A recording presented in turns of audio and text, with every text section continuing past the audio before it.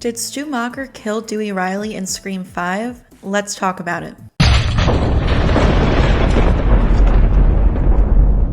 Certain rules. Push the laws and you end up dead. This is the moment when the supposedly dead killer comes back to life. Not in my movie. Surprise, Sydney. He's gone mad. We all go a little mad sometimes. A very simple formula. You want to play psycho killer? Everybody's a suspect. No, please don't kill me, Mr. Ghostface.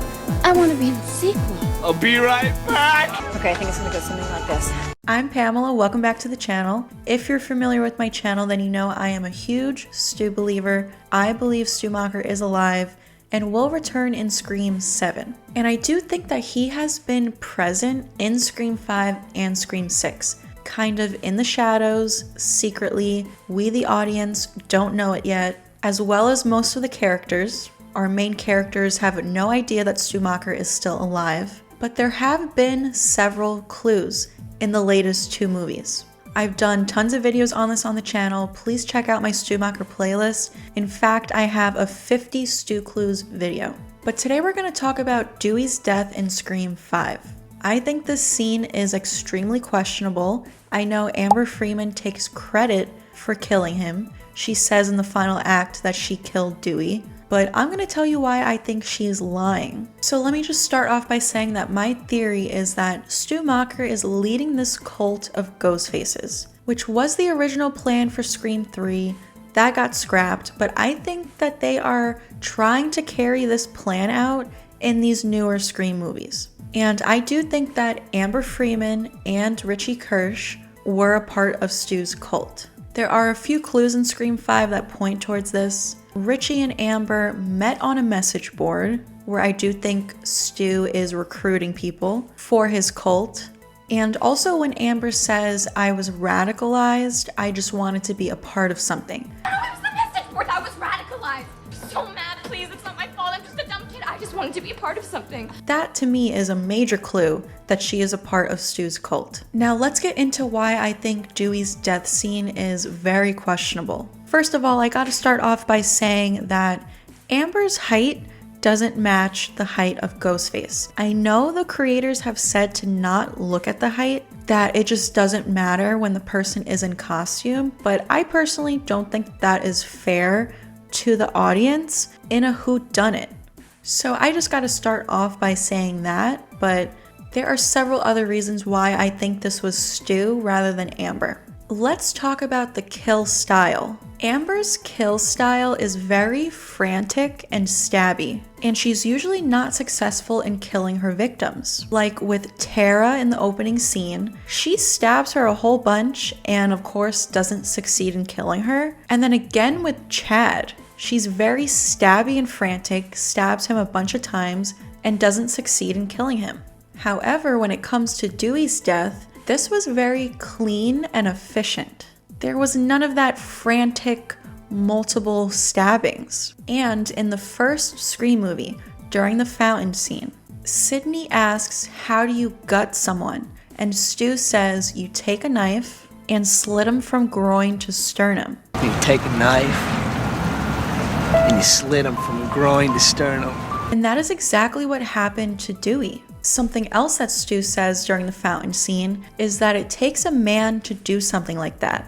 And the fact is, it takes a man to do something like that. I personally don't think that Amber has what it takes to do what happened to Dewey. This Ghostface, as they're gutting Dewey, they also kind of like lift him up off the ground a little bit. Not too much, but still, I just don't think that tiny little Amber would really have the strength to do that to a grown man like Dewey. That combined with the height, I just think it doesn't make sense for little old Amber to be able to do this. I'm sorry. I think that they made this scene very questionable on purpose to make us really think about this. Like, could this really be Amber, who's super short, super tiny? She's like really skinny. I just don't see her having the strength to do this. Like Stu said, it takes a man to do something like this. And that combined with the fact that he was gutted from groin to sternum, this just tells me that it's Stu. Also just the fact that Ghostface says it's an honor. It's an honor. To me, that kind of means that they have this history together. Now, of course, it could kind of make sense for Amber to say this too, to have the honor of actually killing Dewey, but I don't know, something about that just makes me think it means something a little bit more than that. But that aside, I think the killing style is very important. And you might be asking, why would Amber take credit for killing Dewey? Why would she say in the final act that she's the one who killed him? But as I mentioned earlier, I do think that she was in Stu's cult, so it makes sense that Amber would take credit for Dewey's kill to protect Stu as the leader of the cult, and to not reveal yet that he is in fact alive. You know, Stu's not ready to reveal himself yet, so she can't just admit that it was Stu. She has to kind of take credit for it to protect him and keep him in hiding.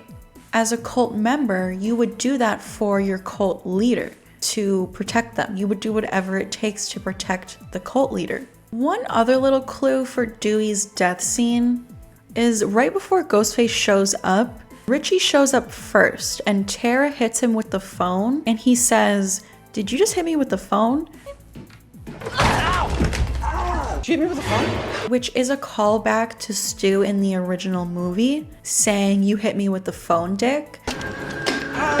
Like you hit me with the phone, Dick! I think that's just a little clue to kind of get Stu already in our minds and to have us already thinking of Stu right before Stu actually shows up to kill Dewey. I do also have a theory on why Stu would want to kill Dewey, other than simply just like finishing the job that he didn't finish from the first movie, but I think it could be because Dewey knew that Stu was still alive. If you notice in the scene in Scream 5, when the whole gang's together and Mindy's about to give the rules, and they're talking about Stu Macher, Liv asks, "Who's Stu Macher?" and Dewey refers to him in the present tense. He says, "He's Billy Loomis's accomplice, a real Looney Tune," rather than "he was his accomplice" or "he was a real Looney Tune." He refers to him in the present tense. He's Billy Loomis's accomplice, a real Looney Tune. David Arquette himself has even acknowledged this, that he refers to him in the present tense. So David Arquette believes that Stu's alive. But yeah, I have this whole theory on my channel about Dewey actually knowing that Stu is still alive. I'm not going to go into detail in this video, but I will link that video for you. But what if Dewey actually knew? What if he had this knowledge, you know, from working for the Woodsboro police? My theory is that the police kind of helped cover it up. Again, you can check out my past videos on this, but what if Dewey knew and Stu had to tie up his loose ends? He had to kill Dewey so that Dewey wouldn't let out the secret that Stu is still alive, which would foil Stu's plan of leading this cult, taking over, you know, going after Sydney eventually. He had to get rid of Dewey. Now, Dewey's death scene is not the only questionable scene in my opinion. We also got to talk about Scream 6 and Gale's attack. I think that this was also done by Stu. I did do a separate video on this, which I will link for you guys down below and right here in the video if you want to check it out for more extensive detail on it, but I do just have to mention it in this video that Gale's attack is also very questionable. Lots of clues for Stu in that scene. And I just gotta say, I think it's interesting that both questionable scenes are legacy characters, people that Stu has history with from the original movie. Obviously, this is another scene where Quinn takes credit for the attack, but I don't think it was her, I think it was Stu. One of the major clues for Gale's scene is Brooks, her boyfriend. The fact that this Ghostface overpowers him, drags him away to kill him, and then throws his body through the glass.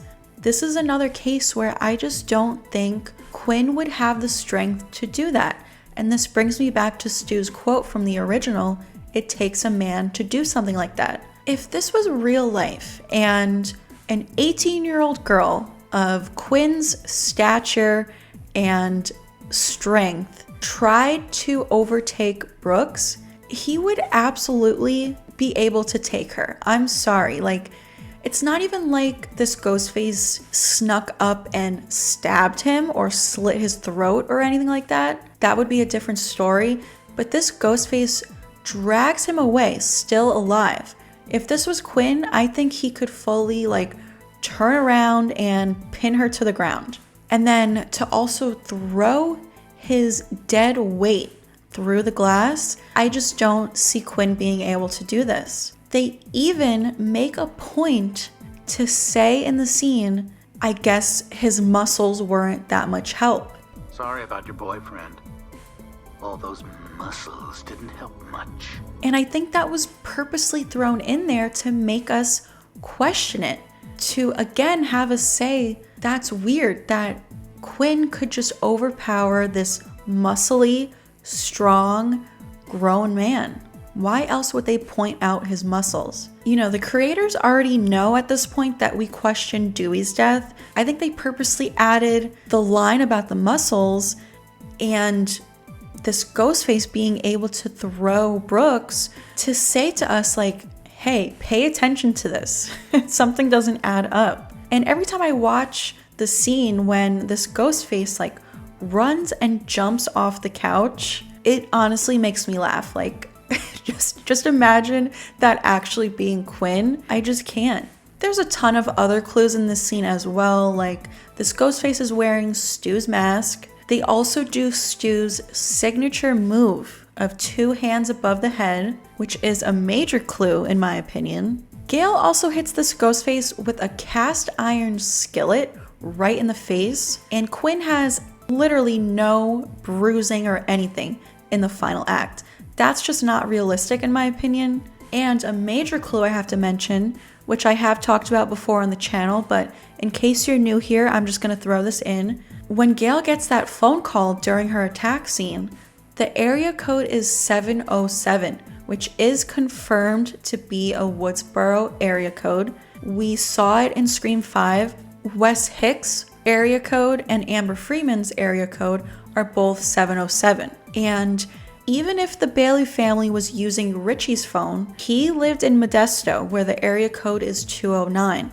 And the creators confirmed that the Bailey family is from the Midwest. So none of them are from Woodsboro. No one would have that 707 area code. I just think that is another major clue that these writers threw in there for us to notice and have the audience be like, something doesn't add up here. They could have chosen any area code. Why would they choose a confirmed Woodsboro area code? But that is it for today. Those are some clues towards Stu Macher being present in Scream 5 and Scream 6. I think Stu's the one who killed Dewey, and I think Stu is the one who attacked Gale. But let me know your thoughts, leave a comment down below. Are you a Stu believer? Do you think that he was in these scenes? And do you want to see him return in Scream 7? Thanks so much for tuning into another video. Please give it a like if you enjoyed it. Subscribe to the channel if you have not done so already. I am almost at 10K subscribers and I'm trying to get there by the end of this year. Make sure you turn on all notifications so that you don't miss out on future posts, future Scream theories like this one, future Scream 7 updates, because as we start to get some more updates on the movie, you can expect it to be covered here on the channel. Please go follow me on all other social media, and I will see you guys next time.